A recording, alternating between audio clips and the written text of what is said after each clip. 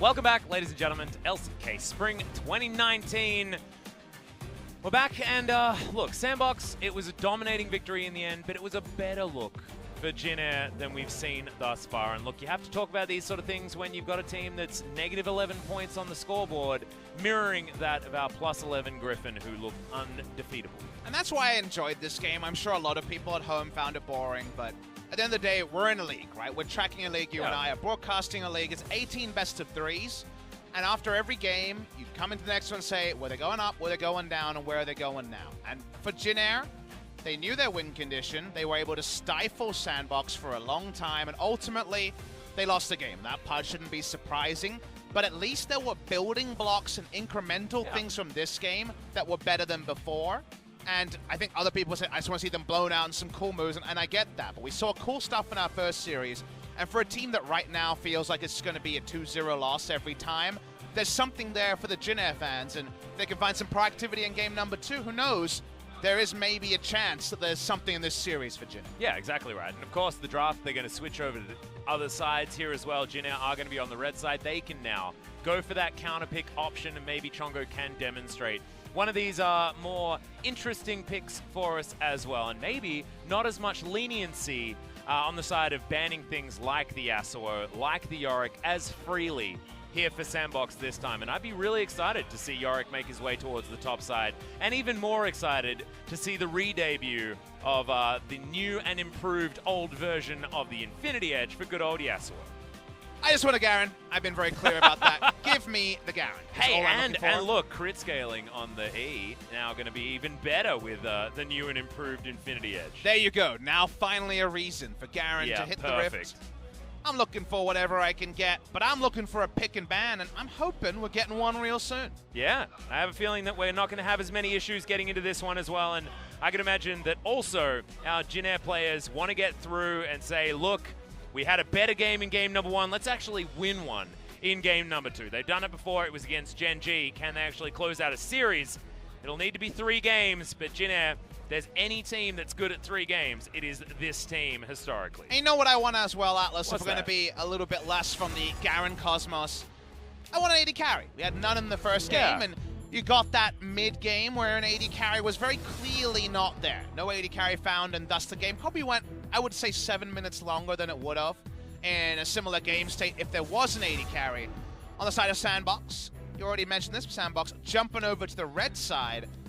Are there any OPs you have to ban from Jin Air, or do you actually invest into the Yasuo like they did in game number 1? Yeah. Well, they are going to be banning away a few different things. The Galio, certainly an opportunity here, as last time they had to ban the Cassiopeia. This time, not necessarily going to be the case, as they banned the Zoe on the blue side. Yasuo is still going to be opted in for here by SANDBOX, and we could potentially have the Snake Lady coming on out, unless we're going to see some interesting ghouls on the top side of the map. Do have multiple people who can play Cassiopeia, 2 mid laners, and Root has played it in solo queue as well. So you would imagine that is what they're fishing for.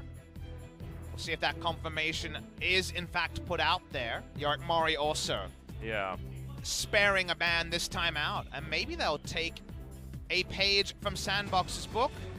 Find it a bit curious that they went for the Zoe ban in this case, but regardless, we'll be snapping open the Jace that we did like as a first pick for SANDBOX in game number 1. Yeah, and the Urgot now being considered to run back the potential matchup towards the top side of the map if they want to do it the opposite way around. I wouldn't recommend it. Didn't seem to go so well for Chongo last time. However, they can flex everything around. This Jace could be going in so many different places. And Lee Sin is going to be the decision here for OnFleek. So sticking to what he's good at, as worked in game number 1. If it ain't broke, don't fix it. I always get baited in games like this when it is SANDBOX versus Jin Air, because I'm always looking for signs, right? I'm not quite Fox Mulder, but I'm really interested in seeing what's going on. And when I see these in every game, it's always, am I showing nothing or do I have no more? Is always the question I want to know, right?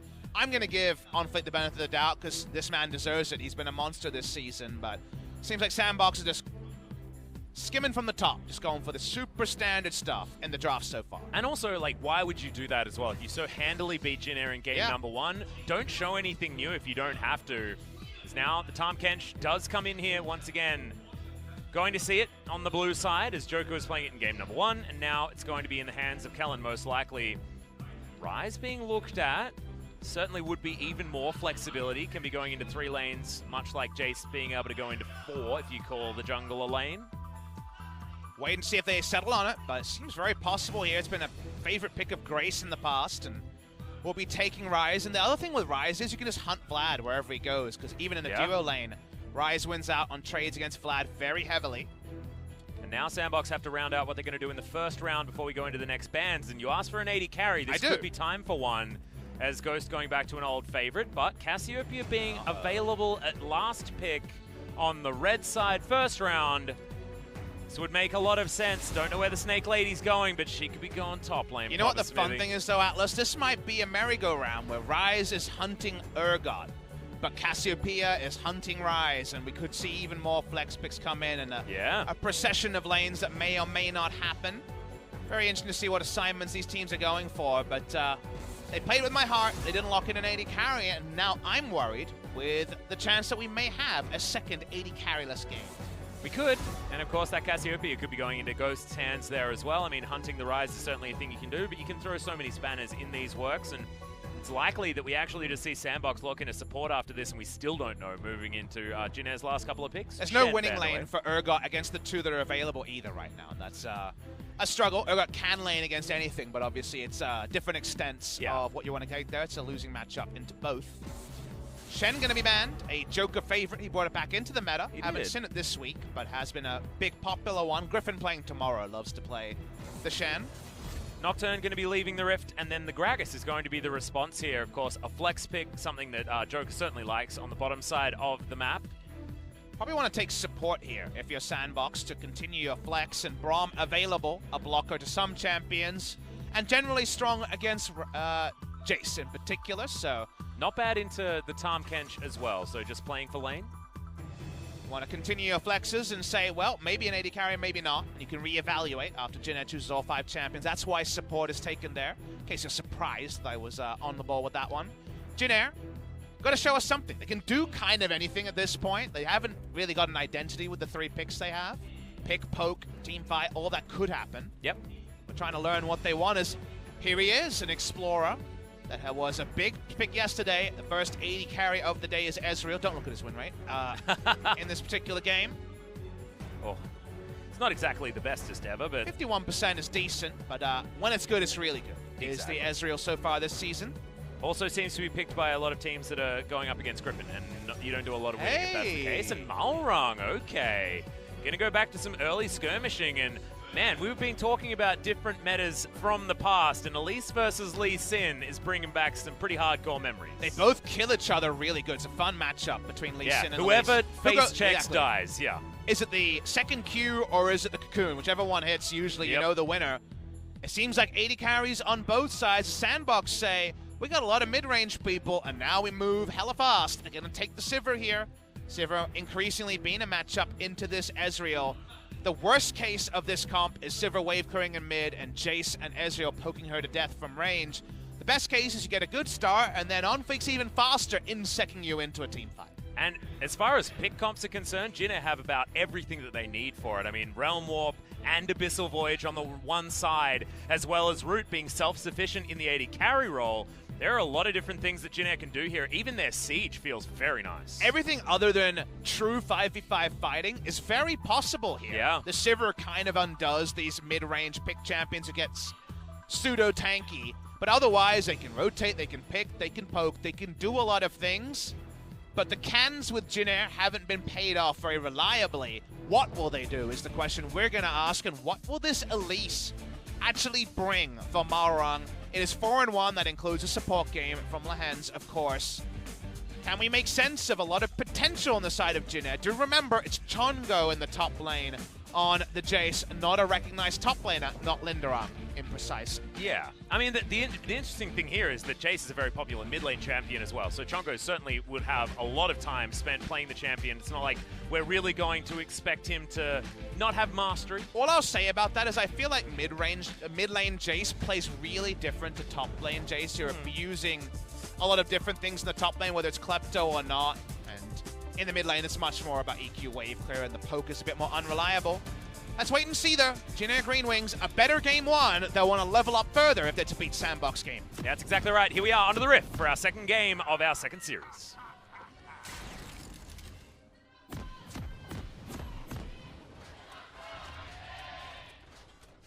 SANDBOX fans getting ladder and ladder each day. Very fun to see our new teams. Growing in number every day as well. Really, Everyone really likes a winner. And that's why whenever we see Jin Air filling up their side, we say hats off to you, sir. Not a lot of wins in Jin Air's history, and we're not talking about this season, a roster that has never made it to a final in Korea when it comes to League of Legends. StarCraft 2 and StarCraft 1, different thing, but StarCraft 2, the only remaining ex-Pro League team. Exactly. Well, there was an interesting swap here as Grace is actually going to be piloting the Jace. He's going to be in the right lane, and thankfully the rhyming name is actually going to be utilized. You couldn't get the third rhyme. I was waiting for it. Grace, Jace, I was wondering where you were going with that. It's going back to base? You know? Oh, yeah, okay. I mean, there was a lot of different options here. Thankfully, we didn't do it. As, okay, Jin Air. Can they actually pilot this pick siege type composition, and will they be doing it with some Frost Fangs is the question. Root certainly has the opportunity to. Last time we saw the Ezreal today, didn't actually decide to go into anything like that. Has there been a matchup that's changed a smaller amount but a noticeable amount more than Ryze versus Cassiopeia over the years? Where it's always been, it started being super favored one way and then incrementally, it's the matchup that's gone from, say, people like, this is just a dominant lane to 90-10 to 80-20. Like, it's changed in such small margins over the time. Was at one point a 50-50. I think Cassiopeia, even after the latest nerfs, is probably, I'm finding it hard to put a number on it right now. Maybe 70 in this lane. Yeah, because Ryze has been nerfed. I think the Ryze nerfs in mid lane against a ranged opponent are where it's most pronounced, and Ryze has never really been retuned up in a long, long time. But just such small adjustments over time, but still a matchup we see an evergreen, I guess we can call it. Yeah, certainly one where Ryze sort of outlived Cassiopeia until she came back just recently in her super overtuned form. And, the old Comet was changed so much. Malrung not going to be able to deny the Rift Scuttle on the bottom side, and that's double Scuttles coming in for OnFleek to start this one off. And not a max damage Cassiopeia by any means. 100 damage shaved off Miasma at level 18, also nerfs to Q, and no Comet. It's Phase Rush here to try to step around some abilities in the mid to late game. So I think the damage fall-off will be noticeable here on the Cassio, and you know why that's okay? Because Sivir's next to her, and Sivir ain't got no problems with damage fall-off. So if you don't need to shoulder all the burden, why not just be carried by your Sivir in the late game and be stronger in the early to mid game at avoiding ganks? The thing that I really like about this SANDBOX composition is it's going to be really hard for Jin Air to stop SANDBOX from brute forcing an engage against them. They've just got so many different gap close options, so many non-committal CC options, and can really follow up on basically anything that happens here as Malrung looking to try and put the screws in to Summit on the top side of the map. Grace on 2 wards. Yeah. Remember, turrets do a lot of damage. This juggling is not an easy thing. What we're going to be flashed out of the way of here is, okay, Summit just takes about 1 trillion damage. Grace didn't want to be tanking the turret, however, it doesn't matter. First blood going to Jin Air. And the juggling act was even better than expected. Nicely done. A very ferocious gank in the top side. Dove and Chongo. Yeah, bit of fighting. Trade. Biffo in the mid lane, but still fantastic news for Jin Air, who have been able to get first bloods in the past. Feels like we're seeing the other side of the matchup.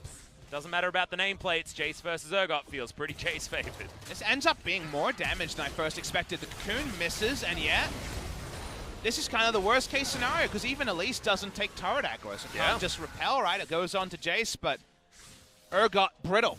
More brittle than we're used to after incremental nerfs, and nice game, Jin Air GreenWings. Really nicely done, and a Cull now picked up for Summit. He is feeling the pressure, and the opposite of a Cull. Exactly, serrated Dirk already. In the back pocket of Grace, and a teleport to get him straight back into that lane as well, as he got shoved towards him by Summit. Malrung coming on over, and OnFleek does have a lot of vision available, and you can see SANDBOX actually having a great time towards the bottom side of the map. Root suffering at the hands of boomerangs. It's all happening before OnFleek has kick, so that's good news. For Jin Air, they're continuing to go forward, and they seem to want to kill the hapless Urgot once more. Yeah, Chongo going to move all the way over there and gets, oh, I love this, the high-value ward. Let's see if we need to give it a name. We'll find out later. Yeah, I know. He's back. Malrang actually uses Repel to get there faster. Okay, well, he's not going to be as good at turret tanking now, but didn't seem to matter before. Exactly, he didn't need it Here last we time. go. And look, it worked with 2 dudes before, and Round now 2. they've got 3 as Summit's just trying to deal with the minion wave. Disdain does come in, and eventually the spells are pressed, and the problems arise. Heal does come down as SANDBOX are dirty farming beyond the turret bot side. Still working very well top side of the map for Jin. Turret plate, first of the game, does go in the bot lane to the Sivir lane. That is not something you plug and play. Something we could talk about. I imagine Jace will be able to copy that as well. Duncan on Summit, that's for sure. And Summit has been both an unsung and just a true hero. Yeah. For SANDBOX, a player who just watched on as Keen monopolized the starting spot for a FLICKR Freaks in 2018. He's certainly been anything but a passenger on SANDBOX's side, but on this Urgot, he's been held down in the early game. He's been the weapon for SANDBOX in more ways than one in so many of their games. But FLICKR hasn't been giving him very much help up here on the top side, and the Urgot has certainly been made a bit of a problem here so far in the early game. Nobody uses any of their skill shots until after the Rune Prison is in, so sadly couldn't buffer anything with the Disdain there. So he goes down. Nicely played by the side of Jinair. Does it get them a turret plate? Crucially, it does not. And that's the only thing I'm worried about here is that's a whole lot of ganks to not get turret plates. And you might say, yes, they got 2 kills, but turret plates are almost as valuable at this point, Atlas, and they should be reining them in. Yeah, very large amount of pings happening here on the top side of the map as Malrang doesn't actually in know the right where anyone spot. is. Yeah, looking for this counter gank. Grace is going to move on up. Can we actually get the Cocoon to land as, okay, there it is, but Disdain was already buffered and Summit is going to be able to create some distance. Double teleports coming in and they are definitely going to be followed as Shock Blast is good, but FLICKR too far away, and we've suddenly got a party up here. And that was far from Ships in the Night. That was a really fun next level. Malrang was really ahead of the jungle pathing there. The best moments of Malrang in this season have been the best moments of Jino. Yes, Grace had an MVP performance, but Malrang, I think, has had 3 or 4 games where he's done a lot of inspired stuff, and yet the game fell away from Jinair. So, and it's in this stage of the game as well. I mean, pre-10 minutes has been where Malrang has really been the best that we've seen so far of Jinair. Trades continue in mid. Chongo at home here, even though it is, of course, a role swap based on the nominal starting positions. Yep. There's a lot of mana on Chongo as he's trying to do battle with Dove, who's going to theoretically just have the greatest time ever. Tahm Kench is hanging around over here, though, just to try and give him a little bit of a hand and help shove this wave forward. Definitely feeling the pain of the experience decrease in the jungle that went live not too long ago. FLICKR still level 5 at 8 minutes into the game. Yeah. Same story for Malrang, but power farming level 6 while your enemy jungler gets a lot of things done was something that was kind of removed from the game. Early experience is the same, but even when it comes to level 6, time has been shaved off. Well, level 6 is now being hit as they steal away the blue buff over this side of the map. Grace coming on down, and they might be able to squeeze in onto FLICKR, but Kellen's not going to be able to get there in time, and FLICKR just wanders over a ward and gets himself to safety. A very high-value blue buff to steal because it does swing the matchup that we were talking about in mid lane pretty significantly. Back timing will have to come in. Chongo has no teleport, which is definitely going to stick out like a sore thumb. Gerald's back, Papa Smithy. It's not Gerald. Gerald's not in this game. He's lost. Gerald died. I didn't see it. So I was a school counselor before I was a caster. Some people know, and oh god, it's one of those things where you had to use plain language as a counselor. You can't dance around. You know, some of the serious things and emotions always are very high when it comes to being a teen and just what happens in school. So we've got to use real words here. Gerald's not coming back at us. Can he be Gerald too? No. Gerald had no descendants. He didn't? No. Oh man, we're having a real existential crisis here now. I mean, no, it's just you. What did Gerald's life even mean, Papa Smithy? It meant a lot. He did a lot of work in that game. Oh man. Lived a full life. Well, I mean, I feel like this other ward has now been inspired by Gerald. Okay, so you get to maybe name. this is Geraldine. It's Geraldine. Geraldine. There we go. Farm bounty onto Sivir because of actual farming for once. Yeah, thank goodness.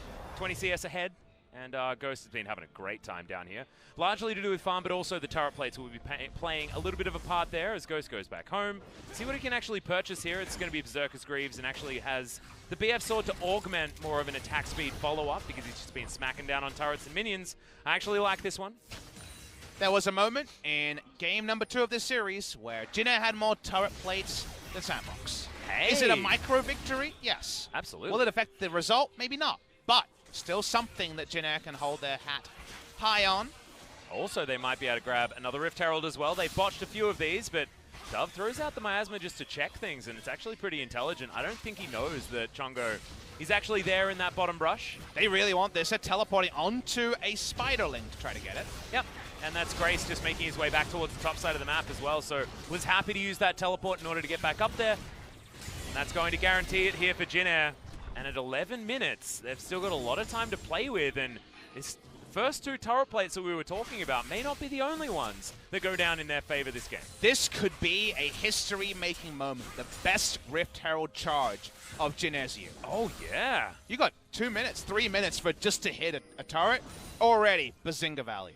I'm ready for Malrong just to walk like beyond the minion wave and just press the button and then instantly get disdained by Summon. You think disdain's the ability? Yeah. Somehow, I want him to be 4-hit passived by Braum during the charge. Oh, that was a real cute one there from OnFleek. Lands What the Q. other crazy ways could this happen? What's the worst way? I think 4-hit passive, literally autoed 3 times and a Q from Braum. No, he turns around and uses it, and then Dove walks past him in Petrifying Gazing. I know this sounds crazy, but man, some of those Rift Heralds have been they've good. been This real one's bad. charging. There we go. And speaking of charging, it's happening on the bottom side of the map there as well. On the Hunt was actually utilized as Kellen finds his way back in, and that was a really weird situation. There goes Shelly. That's a bunch of money going over to Jin Air. As Grayson Malrong looking to punish Summit once again. At least has the Purge, as OnFleek will turn up here. Q is going to land, but has to respect the ability for Malrong to CC him up and also just go up into the sky if he wants to use the Resonating Strike. Double flashes and everything off cooldown, so no reason to dive in. And this will be first turret going to Jin Air. Yeah. They're still winning Atlas. That's a whole bunch of money. They're winning. 1,000 gold is the lead here for Jin Air. It's not a huge one, and the Civil Win condition is certainly something that SANDBOX still have on the table.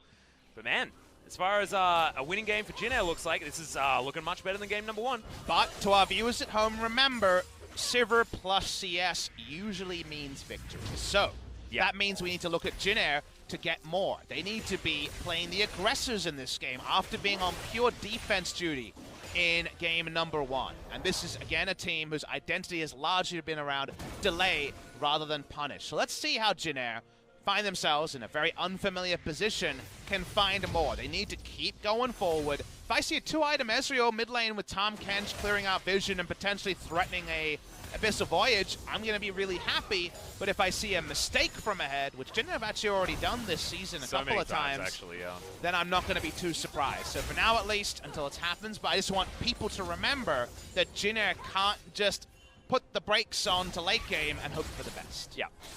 And the last time we saw Sivir, I believe, was Deft on this patch, and he decided to go with the Essence Reaver that we were talking about. But this is going to be the Infinity Edge, most likely, coming in from Ghost, who's just built as much flat damage and attack speed as possible to rip through everything, as we illustrated earlier on. It does a win more job better than Essence Reaver, so... Yeah, also 2-item Power Spike feels a whole bunch better as well if you're going to go with something like the new and improved Static Shiv. Which seems to fight. Yeah, that's OnFleek getting a kill, Papa Smithy, as Kellen's just going to go down, rotating through the jungle. I missed how that started, so I'm not sure why he was caught so away from his teammates. Usually Tahm Kench wants to be... Catfish trying to get back to the river, Papa Smithy. I think so. Were you saying he was catfishing and was caught? Yeah, well, OnFleek was catfishing and doing a pretty good job there as well, as Joker picks up the True Shot Barrage. And that means turret damage comes in. No turret plates, of course, were after 14 minutes. Malrong shadowing. Yeah, but spotted. Good vision. Available there from SANDBOX as Root takes 1 tag of the Boomerang Blade, but otherwise not too much. And what is the Jace going to actually do at this point? Oh, there's another pick. Ghost just going to go down. Joker can't offer the Unbreakable and actually has absolutely no mana. OnFleek comes in, but Joker, he went the wrong direction, and Malrong picks up a double. Man, this Elise is popping off, and for once, OnFleek is behind the play, and Malrong is making the play. There's a big bounty. big one on the side of Jin Air. Have they ever had a 600 gold bounty or more? I don't know. I don't think so. Maybe Grace in that single victory, but this is looking pretty good for the side of Jin Air GreenWings. They're going to get an Ocean Drake. Definitely wish this was an Infernal or a Mountain. They're not going to get that here, and are things sliding into pace and place for the side of Jin Air? They continue to extend their lead. Yeah, it's another Devour. Going to get Malrung out of there as Kellen returns to the map. Summit pushes this wave up, but has to be very careful as Jace has found himself a minion wave to take down. Let's watch this one. Kellen goes for a walk and just straight up dies. So this is actually way less exciting than I perhaps hoped. There wasn't too much to criticize him for there. Just walked in and died. This is the part that's more interesting. And it also gives us time to wonder, what do you build now, Wizards? Do you go double Magic Pen? Because it is more expensive on this patch, but you're snowballing, and he is. Chongo's dead. Oh. Yeah, someone picked up that kill as well. This is the game of kills that happen way too fast for us to actually notice what they are, and maybe some replays happening in inopportune times. Apparently, we had a picture-in-picture, but we were focused on what was happening elsewhere. Trying to reset Summit's gold, I think, this on the side of is actually an insanely strong juncture for Jin. I'm not convinced they've been more ahead at 15 minutes at any other game. They have double Magic Pen Elise and Ezreal at 2 items. Everything is fit into place, and that means that with the Tahm Kench backup, you can just take over the enemy jungle. Who's going to contest this Elise? She kills you straight up from full while Ezreal's poking around. You don't feel great about still being in the bot lane as the Ezreal. I would love to see a lane swap here. We're going to get the replay. Let's see how it happened. I'm going to guess it was an E. Yeah, it might actually be an ultimate. If Sustain does land, yeah. Puts him behind him, Dove yells at him, and he chomps him up in the grinder. Again, less exciting than perhaps I was hoping for. I really, really wish that Ryze had just rolled down bot lane. He's got 2 items. He doesn't have a lot of health, so I guess he's turret diveable, but otherwise, I think Ezreal and Tahm would love to be in the duo lane. There's no reason for Ezreal to be wave clearing under his turret against a Sivir when his team around him is way ahead. Yeah. You should be wielding power, not going CS for CS with someone who outscales. Well, we almost have Dove with a bounty as well. He's ticking up to 450. There we go. Finally there, just with the fact that he's been farming a lot better than Chongo in the mid lane. Again, they have 3 control wards defensively. 4. There's 4 down there. That means there is literally no reason to be under turret. You either need to take this turret fast and show a Ryze turret dive threat, or get to the mid lane. And maybe the mid lane will happily happen, but I definitely don't want to see Chongo here. He's here for now. They're pushing in, and that means there are definitely some gaps where SANDBOX could look for another pick. Flash, as SANDBOX are very well aware of that and want to try and punish, but you can see Malrung, wherever he turns up, SANDBOX have to play very, very respectfully. This is not the lead that Jin Air wanted to snowball this into at close to 20 minutes into this game, though. They wanted to have a little bit more than this, as this has been a lot of the issues for Jin Air so far.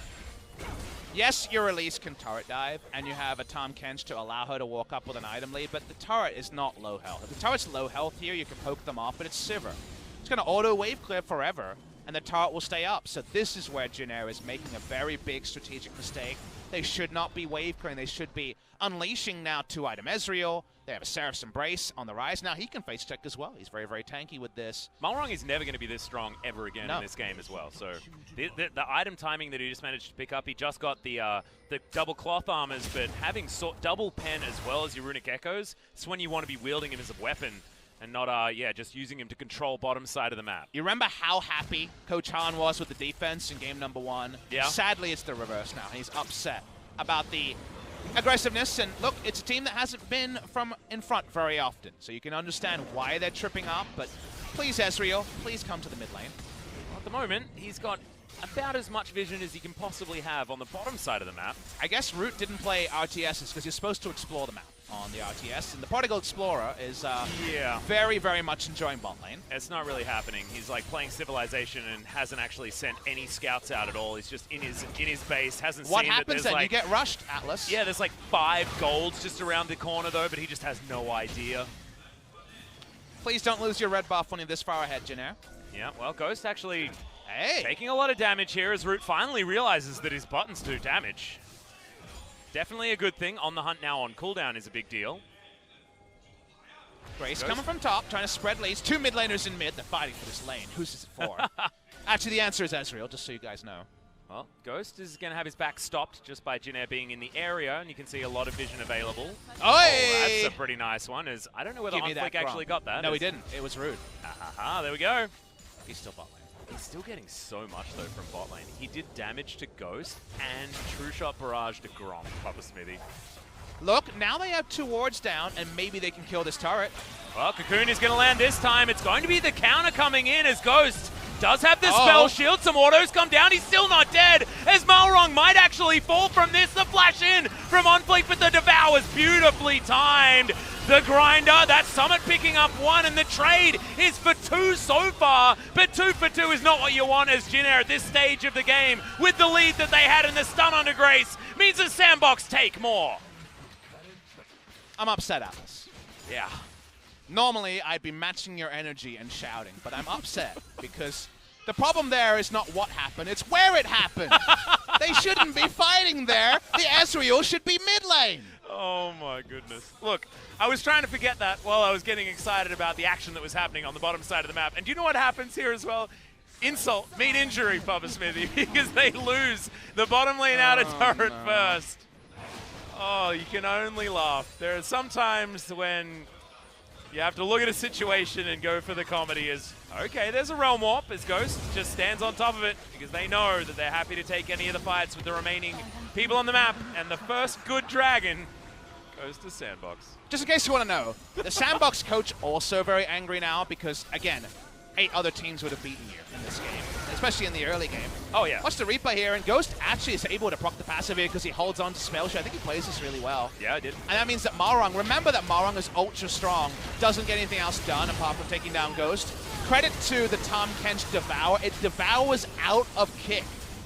As the R there is popped at the start, which means nothing happens, and, well, Joker died, I guess. Oh, my goodness. These things happen a little bit too much in this particular game. Maybe if we show more replays in Jin Air games, more people die. Hey, that's true. This could create some excitement. It's like when Valdez started apologizing for things to deal with some previous issues in our last season. It's actually really cute from OnFleek there to get as many of those Krugs as he possibly could. Ooh. Rude is exploring the map. He's found another part of the map. Oh, my goodness. It's mid. He's going for round 2. He lost the first one. Now he's going for round 2. Can I get this turret first? The answer might actually be no. Previously on this game that we're learning much about. Okay, yeah. Yeah, I mean, Joker backing in the wrong spot. There's a lot of pals. Chongo had a lot of pals up there towards Not the top often side. is the enemy support flanked in 3 different directions. Are we 3 for 3 on really boring replays? Yeah. We should put in a request to never actually have these replays shown and then just decide in our own minds exactly what happened. Like, Joker could have been doing something incredibly heroic. He's devouring, getting a cool flash off, even though he didn't actually flash as Joker. Okay. Taking more damage as he ghosts after the fact. And he flashes away after Arcane shifting in. Yeah. That's another way you can play the game. Ghost himself has 2 items against Ezreal's 2 items. Sivers are better, by the way. Yes, they certainly are, especially these particular 2 items. Playing towards your win conditions and playing towards how the game state is something that we talk about a lot and something that Ghost has done very well so far this game as far as the items. So for a moment, I don't want to talk about this game. I'm hearing in the back of me Dongjun, one of the Korean casts, getting very loud and animated. I want to tell a story of when you and I went over to All-Star in 2016. Yep. If you remember, there was that really weird massive Poro game, the mini game. Yes. Where Dongjun was getting very angry that one of the teams didn't know that you had to feed the Poro, so he's getting angry analytically about a fun mode.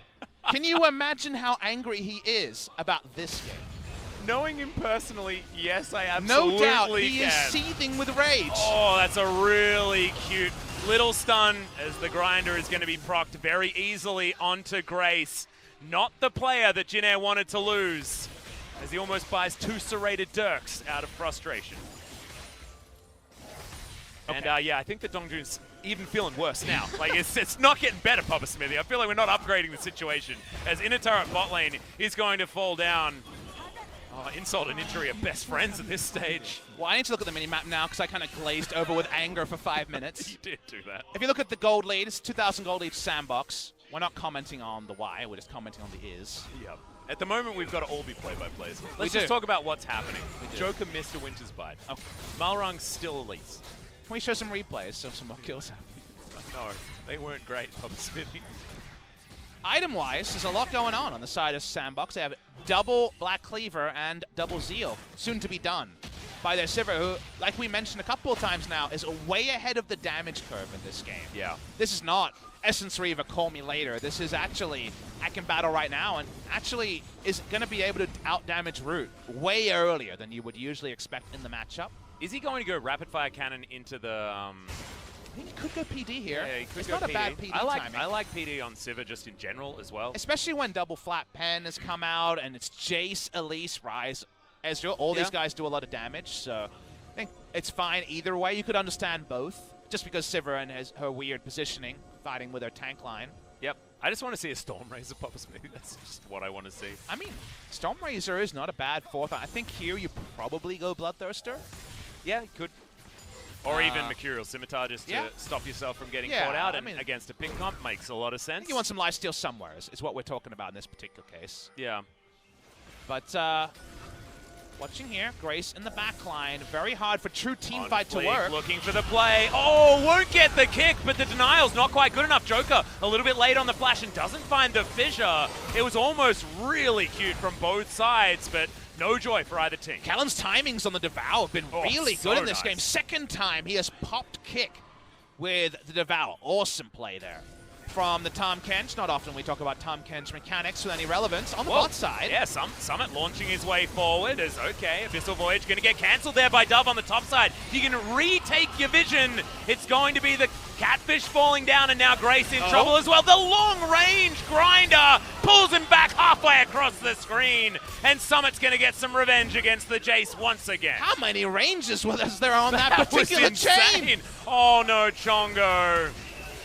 Are they going to be able to get the stun is the question. The answer is no, but not the punishment there onto SANDBOX. And what does SANDBOX like doing, Papa Smithy? They like going to Baron, and they're going to do so right now. Joker going to play goalie. They got Cassiopeia Sivir. They delete Barons for breakfast. Goodbye, Baron. It's already done, and they managed to pick up the Mountain Drake. It's all gone the wrong direction here for Jin Aaron. If you're Malrung, do you feel like you just forgot how to win League of Legends? Like, at this point, I mean, we've all had these games where we feel like we did everything right, and then it all goes wrong, and you're like, how can I be better than this?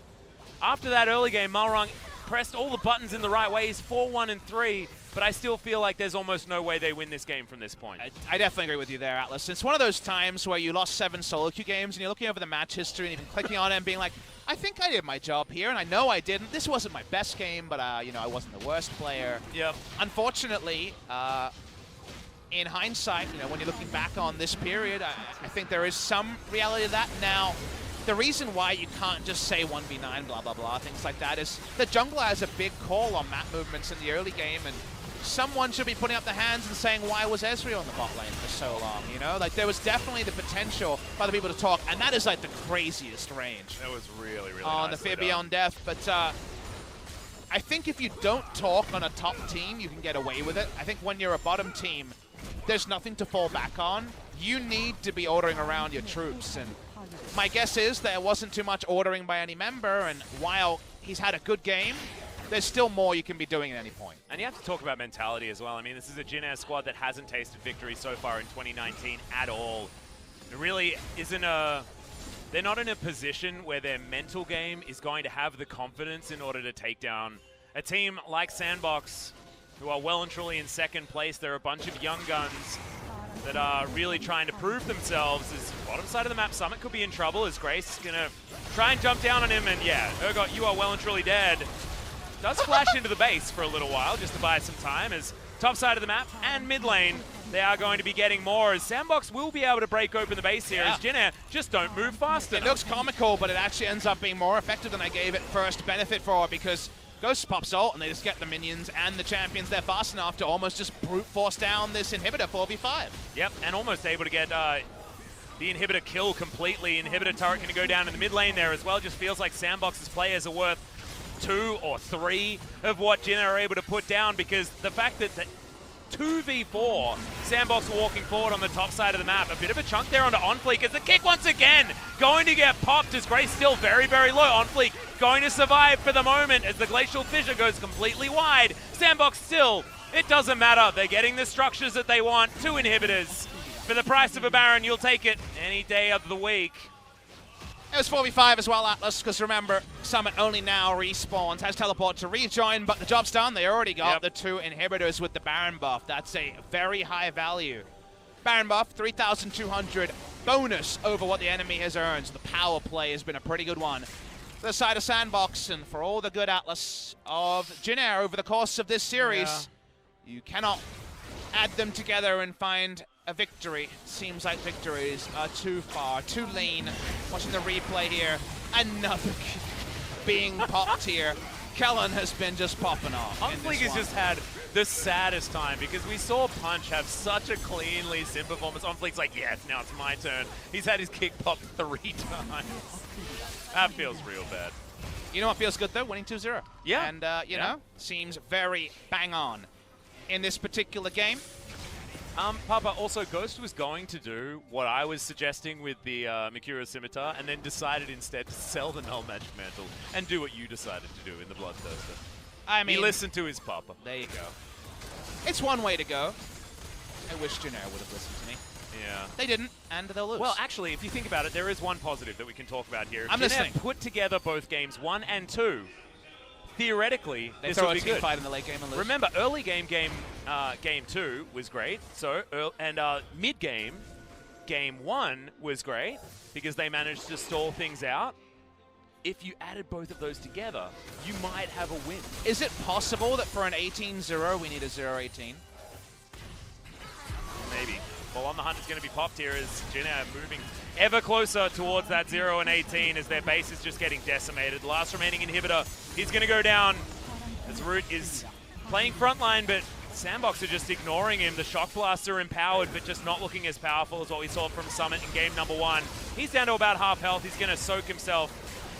This Cocoon, not too worried about anything at all right now. SANDBOX as Joker runs on forward. The Winter's Bite goes basically the wrong direction, but at this point it doesn't even matter. In goes on Flick. No! The kick this time does register with the damage, but otherwise not too much. Petrifying Gaze. Stuns up 3. Jin Air moving towards their fountain. It's about the only safe place left. And even then, I'm not sure whether it is, as these boomerangs are going to be doing so much damage now. TP. Flanking teleport to come in as SANDBOX are relatively low. And it's Root that's in for the flank. I don't know whether that's exactly what you want, but he does manage to pick up one. Joker might be the next option here as Realm Warp is going to deliver some minions, some Spiderlings, a whole lot more.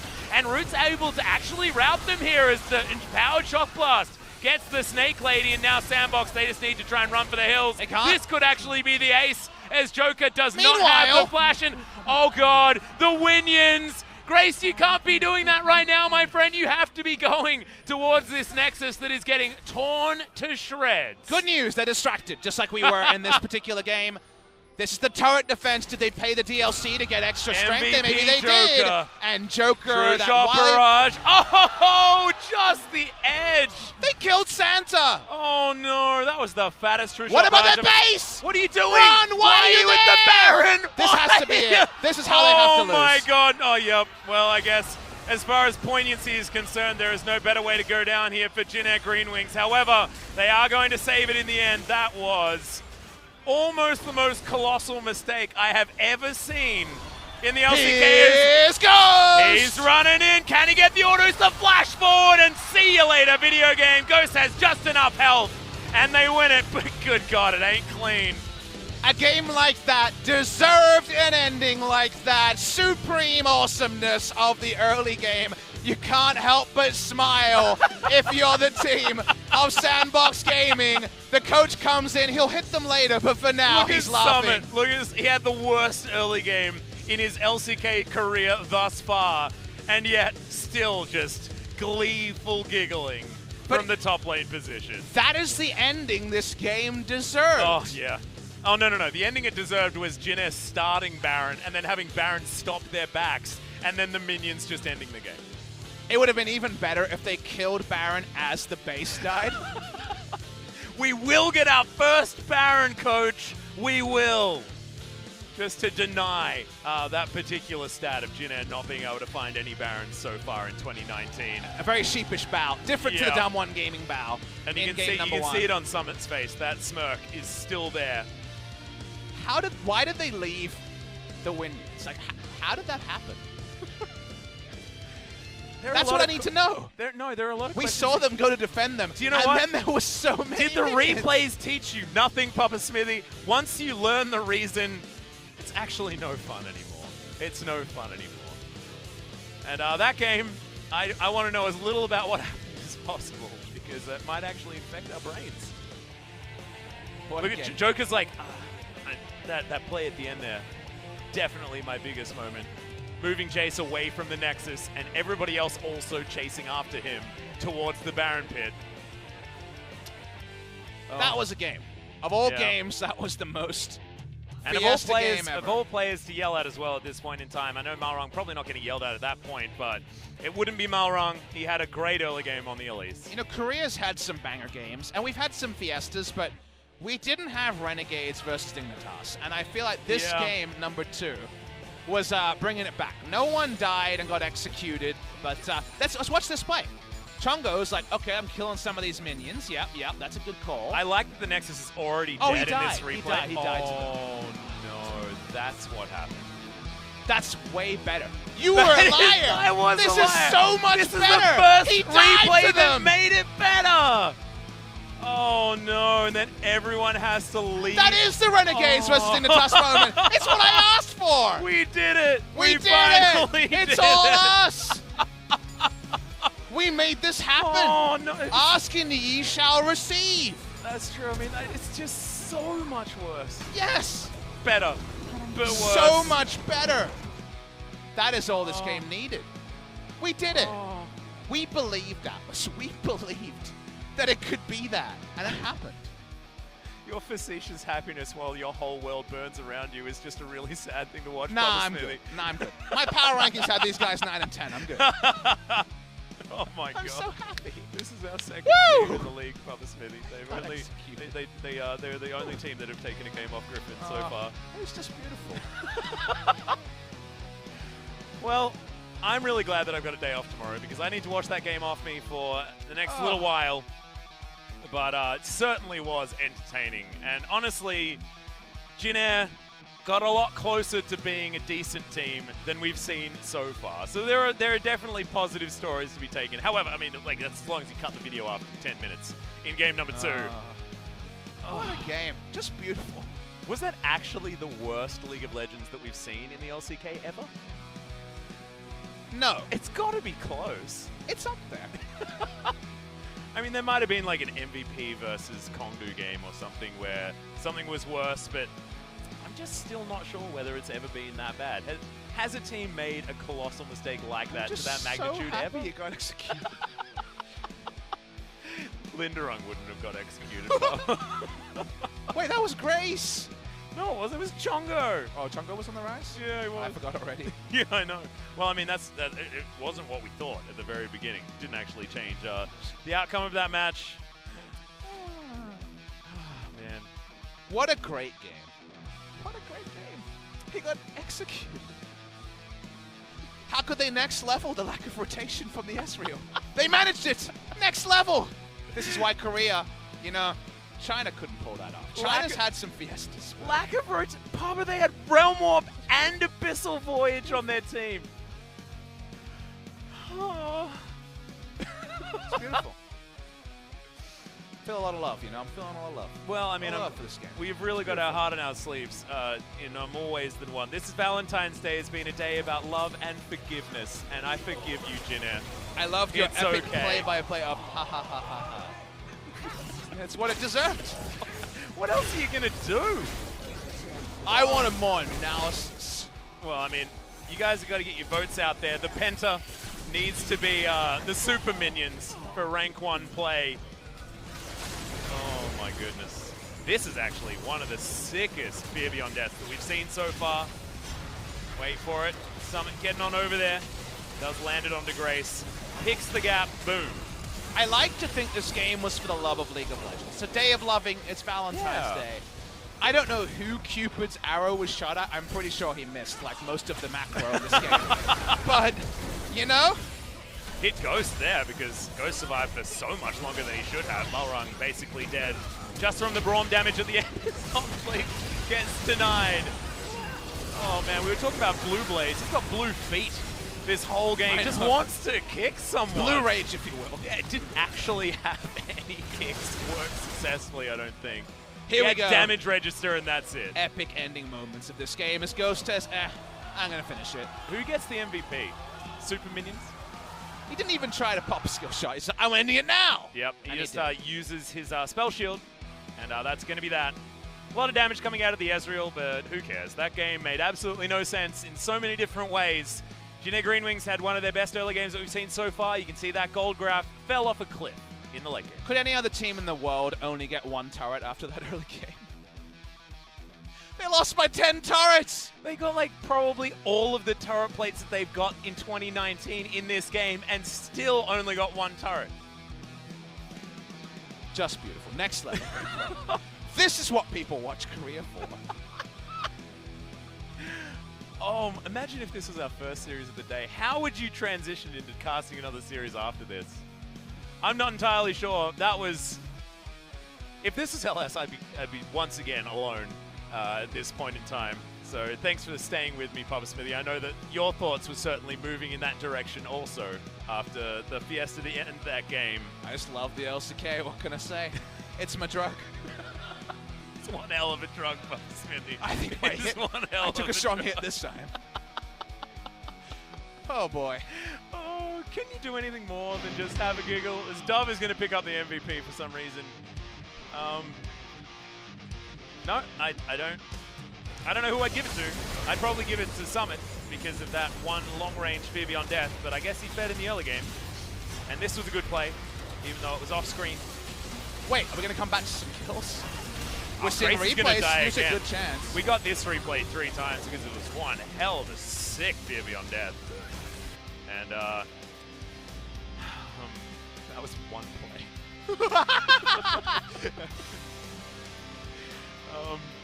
Okay. Maybe Dove got it because we wanted to talk to Dove. As we're going to throw it to Jisun to see whether anybody else can make sense of that game. Thank you very much, guys. This is Season with today's last feature translation, joined by Summit and Dove from SANDBOX Gaming. Once again, we're gonna be giving away this Akali Snapback to the MVP winners. And we have another present. It's a chocolate. Because today's Valentine's Day. Those are in heart shapes. It was a gift for all the fans at the stadium, so I hope you guys also enjoyed this chocolate. So let's move on to the interview. Summit, how do you feel? Since we lost the Griffin series, we were a bit in a downfall, but it's really happy that we got to bounce back and pick up the win. Did you really feel like it was a downfall? Yeah, our winning streak kind of stopped. So that was our first loss, so we learned how to kind of cope with it. So yeah, I think we had a little bit of a downfall. Dove, this is your first MVP interview. Can you say hi to the fans?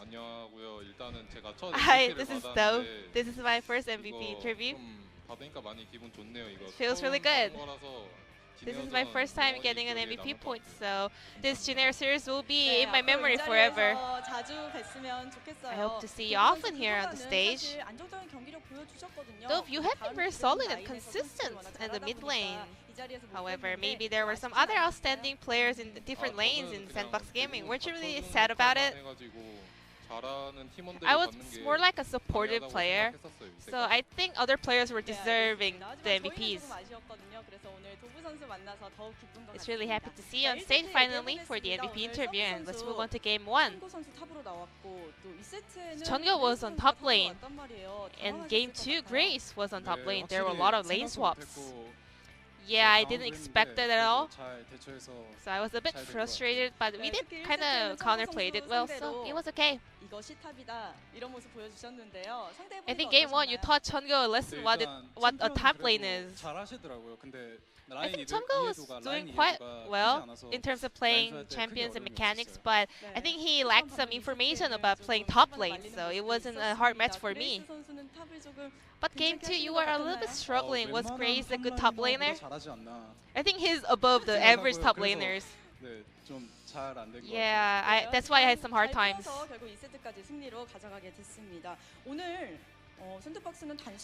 Today, actually, SANDBOX didn't really try any of the no farm klepto meta. I mean, we did not try it, but we were fully ready to how to counterplay this.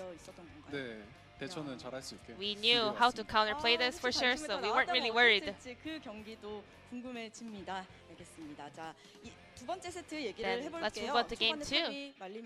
Yeah, as I told before, you were having a little bit of hard time in the top lane.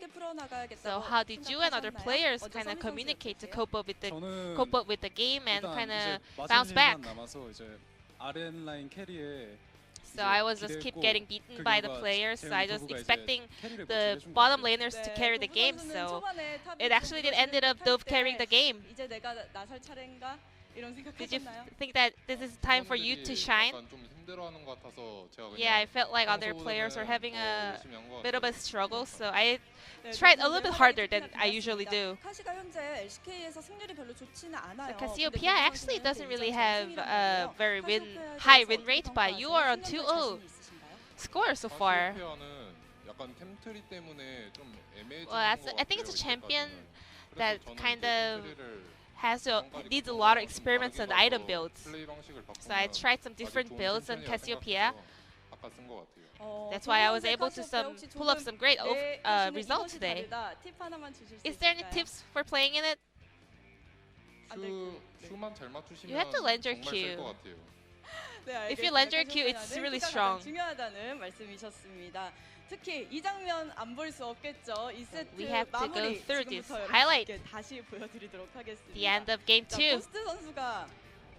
Ghost was rushing to the base, but before Rise was executed by the super minions.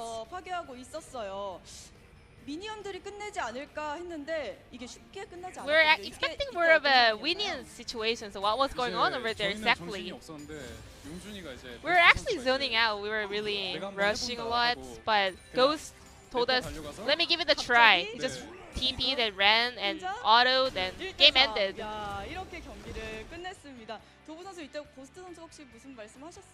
What did Ghost say at the moment exactly? Nothing special. I'll just try. That was it. And he actually pulled that off. Today, it was a very impressive match, and you have 2 matches left for the first round. How are we going to prepare for those? If we win, it's going to be another winning streak for us, so I'm going to make sure to pull that off. I'll be looking forward to your performance. And Dove, I'm going to make that winning streak happen for sure. To wrap up today's interview, we need another K-heart to the camera to celebrate the Valentine's Day. Happy Valentine's Day, fans. This was an adorable heart for the fans out there. Is there any message for them? I love you or something? Thank you. What about I love you? Thank you a lot. What about you, Summit? Dear my fans, thank you. That kind of reflects our love to the fans. So this will wrap up today's interview with Summit and Dove from SANDBOX Gaming. And fans, we love you. Bye-bye. Thank you very much, Ji-san, and don't worry, LCK fans, we definitely love you, and we're not afraid to say it. Papa Smithy is definitely not afraid to show it, as he's outdone himself with the amount of hearts that he has available for you guys. Well, we run out of games, so all the hearts have to be concentrated now. Some hearts go out to Jinair. Gonna be an interesting VOD review, for sure. On that particular game, yeah. Some guffaws around, but probably not too many in the Jinair camp. Another 2-0 loss. The cementing of what has been a 0-7 start for them as well. But guys, that's all we have for today. How could we play another game after that one? But We come back tomorrow, 5 days a week, baby. Korean League of Legends. Yep, exactly right. I believe KT versus Griffin is going to be happening tomorrow, so that is certainly an exciting one to look out for. Brendan Valdez will be taking you through that because I'll need some time off to repair my brain after this last video game encounter that we just had back on Sunday, of course. This is what it means for the standings. It is a 4-point gap between SANDBOX and SKT. After SANDBOX only losing to Griffin so far in the first round robin with only a couple of games to go. Hope the VOD review is sobering for SANDBOX. There was actually a lot of kind of worrying signs in that particular one. Oh, yeah. For SANDBOX Gaming, they will need to show... If it was any other team, Exactly. It feels like it would have been a very different story. They would definitely have lost Game 2 to 8 other teams in the league, but it wasn't going to happen that time. So, they will need to be better, whoever their opponent is, the remainder of this week. Haven't seen Griffin yet this week. They'll be back tomorrow against KT Rolster, a rematch of the LCK Summer Final, but obviously in a very different way as KT kind of been up and down. And then Hanwha Life Esports versus Kingzone should be really a competitive one, matchup. right? Yeah, that's a huge one, in fact, because Hanwha Life actually proving themselves just recently in Kingzone, really giving SKT a run for their money. That was a very exciting matchup that we had yesterday, so definitely stick around for both of our matches tomorrow because they will be a very different story to the excitement that ensued in our match today. But guys, that is going to be it for us tonight. Thank you so much for watching. Huge shout out to Jinner for giving us such an entertaining finish. But that's enough from us for tonight. It'll be Valdez and Papa Smithy tomorrow. Good night.